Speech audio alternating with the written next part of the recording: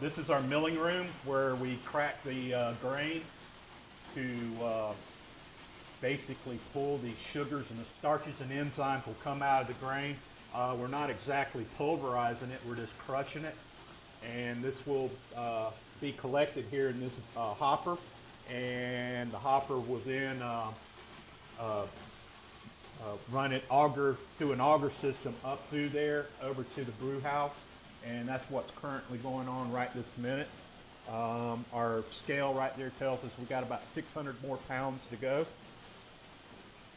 and we're pretty much about halfway, a little over halfway there.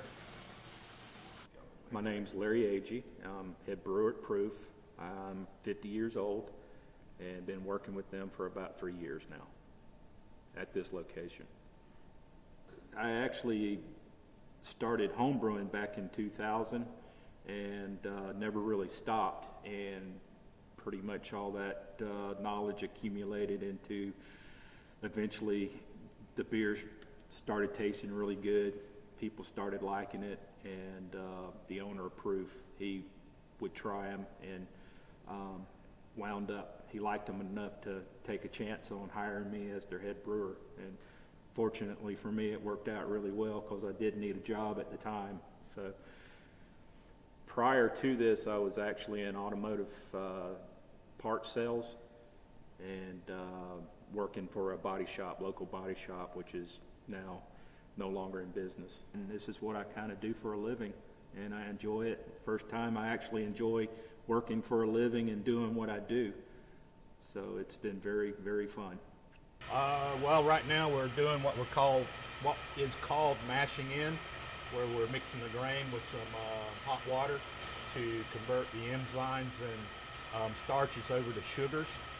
And basically it's just a process that takes roughly about an hour, and that's pretty much the start of it to eventually wind up with enough sugary wort for the yeast to do its thing with. And then once this is done, we'll pump it over to the kettle and boil it for about an hour, and then add our hops to help balance out the sugary sweetness. And eventually it'll go into one of the fermenters to do its thing in there. First homebrew was pretty much like everybody starts out. You buy a kit and you have the equipment to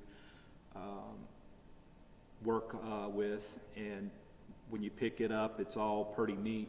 You got to sit down and read and try to figure out, what step requires this bucket, what step requires the other bucket, and eventually if you follow directions closely enough, you wind up with a decent batch of beer. And I will have to say the first batch did come out very well.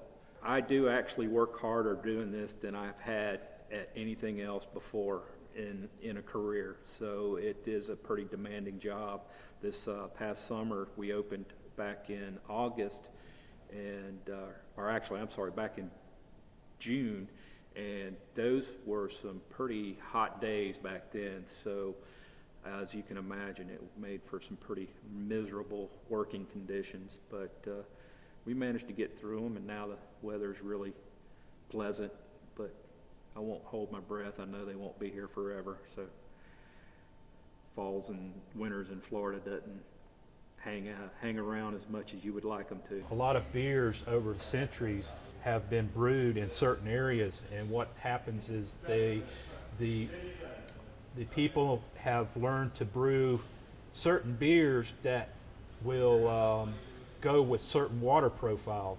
But here we can pretty much build any kind of profile that we want by adding certain chemicals and salts to it to come up with what goes best with the beer.